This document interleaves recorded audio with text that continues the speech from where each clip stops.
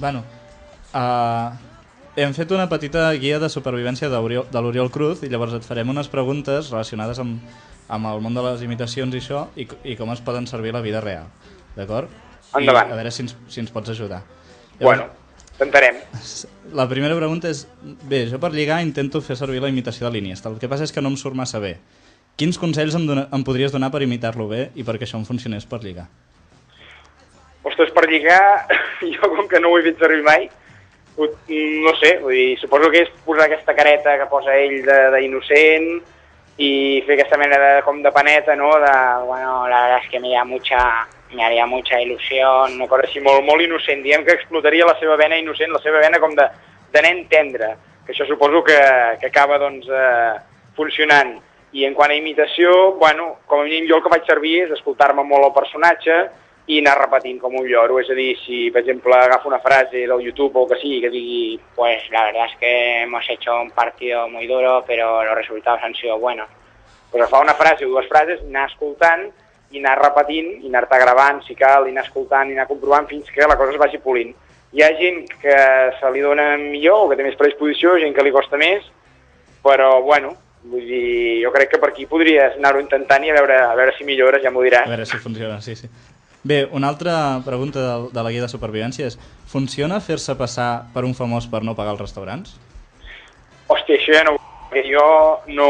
O sigui, jo el concepte aquest, jo no tinc cap problema en sortir per la tele i tot això. Ara, el tema aquest de que hi ha gent que agafa i pel morro intenta doncs, anar això, convidar gratis, o intenta colar-se als llocs, o el que sigui, jo aquest tema sí que no ho exploto gens. Penso que és una feina com qualsevol altra, i no et fa ser superior a ningú i per tant tots som iguals i si t'ha de pagar, es paga. Evidentment, si et conviden, perquè és allò que diuen hòstia, que tal i hòstia, et volem convidar i tot, home, doncs no faré el despreci, no el fas, però jo, diguem, de que em surti de mi, d'agafar i fotre-li morro i intentar anar gratis pels puestos, jo això no hi estic massa d'acord i no ho faig. Hi ha gent que pel que em consta sí que ho fan i bueno, cadascú que faci el que vulgui, no? Però vaja, jo penso que no, que és això, que no pel fet de sortir a la tele has d'anar amb aquest morro i tot, no? No sé, maneres de pensar. Bueno, l'última també era de morro, però bueno, si això te la faig. Digues. La mateixa tècnica d'imitar i fer-se simpàtic serveix amb els policies per evitar multes? Per multes no ho sé perquè no, diguem, per sort no me n'ha caigut cap últimament. Però el que sí que és veritat, que un dia anava per Terrassa i anava perdut i, hòstia, un policia em va clitxar i em va anar bé perquè de seguida ja vaig veure que em anava mirant i jo li vaig anar a preguntar on havia d'anar i, escolta'm, pràcticament no em va acompanyar, però pràcticament m'ho posat allò amb safata, vull dir, unes indicacions millors que un GPS, vull dir que, bueno, sempre ajuda, que a vegades estan una mica de mal humor i si et clitxen en aquest aspecte, doncs mira, va bé la cosa. Per acabar, Oriol, hem fet un petit joc, si ho podem dir així, que et direm un personatge i ens has de dir què tens en comú amb aquell personatge, com a Oriol Cruz. Bueno, provem-ho. Vale. El primer, Andrés Iniesta. Home, doncs jo crec que amb ell tinc en comú...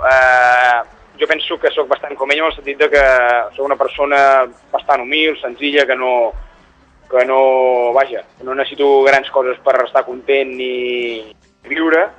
I també doncs, soc bastant vergonyós com ell i bastant a vegades aturadet per això, perquè soc tímid. Amb el Kaká? Hòstia, amb el Kaká... doncs, bueno, del Madrid no. Això, en aquest aspecte no coincidim gens. I religiós tampoc, vull dir que... No sé, suposo que bueno, ell és bastant amant de la família i jo doncs, amb la família hi tinc bona relació, suposo que ho podríem lligar una mica per aquí, però tampoc no el tinc molt estudiat allò exactament quines característiques té la seva personalitat, però vaja, crec que, bueno, això sí, els dos doncs, tenim bastant seguiment al món de la família, diguem, per dir-ho així. A part de ser de Sabadell, amb el Germán? Amb el Germán, que tot i ser vergonyós i tímid i jo soc bastant hiperactiu i nerviós i ell, bueno, és un tro, vull dir, si el coneixes en persona ja ho veus que és que no és que es prengui alguna cosa per ser així, és que ja és així de fàbrica, diguem. Sí. I jo tinc moments que si el personatge em tira d'aquesta manera és perquè al cap i a la fi se me'n va l'olla, a vegades com ell, i començo d'això, vull dir, el mateix nervi que porto dintre el canalitzo amb el personatge i em va de conya per això, per fotre l'animal, amb tot el personatge. estic etiquetat molt amb el tema d'Iniesta i d'allò, però tots els personatges que siguin moguts i així esbojarrats i allò se'm donen bé per això, perquè com que jo de per si, tot i ser vergonyós i allò, tinc aquest punt una mica sonat i sóc bastant hiperactiu i d'allò, doncs de seguida em poso amb el paper i vaig com una moto. Amb un personatge que potser no és gaire mogut, però mou un pèndol, Mago Fèlix. Bé, doncs amb el Mag Fèlix jo et diria que tenim moltes coses en comú, per exemple, pues, que no nos gustan que nos engañen, que queremos buenas pensiones, que m'entens? Si són coses pues, que es tenen que reclamar, perquè els polítics són uns cabrons. Bé, jo crec que amb ell una mica el que compartim també és aquest descrèdit davant de certs, a vegades, certs moviments polítics i allò, no? Que te'n dones compte que dius, hosti, sembla que ens prenguin el pèl, no? I ell que té aquesta falta doncs, de crèdit al món de la política, doncs en aquest aspecte sí que coincidiríem una mica, no? Perquè a vegades veus una sèrie de papers que fan que dius, mare de Déu, no votaria ningú, no? I sí, amb això sí que ho tenim en comú. I per acabar amb el personatge que hem començat aquesta entrevista, amb Vicenç Martí. Home, amb Vicenç Martí, bueno, no sé fins a quin punt tenim punts en comú o no, però com que és un personatge que va sortir de forma totalment espontània i bueno, i de moment doncs l'anem fent, el que sí que és veritat és que és una via de canalització per tots els deliris i paranoies i idees sonades que tinguis, les pots canalitzar amb aquest personatge, perquè com més estripat sigui tot, com més boig sigui tot, doncs millor va per fer que el personatge bueno, es noti més que se li va l'olla i tot. Vull dir que és això, és una canalització perfecta per qualsevol deliri i idea que no saps. Hosti, aquesta idea tan fric, quin personatge li ubico?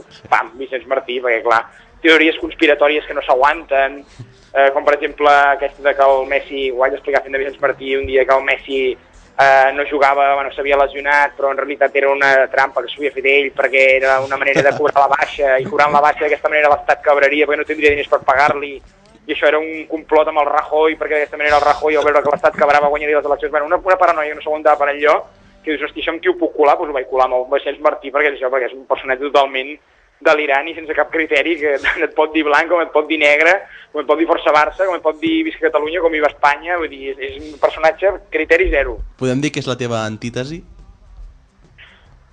Bueno, és com una... diguem que jo és com una perllongació de la meva bogeria. D'acord. Doncs molt bé, moltes gràcies, Oriol, per passar pel Saler. Gràcies a vosaltres. I bé, ja parlarem més endavant, si un cas, vale? Molt bé, encantat. Adéu-siau. Adéu-siau, vagi bé.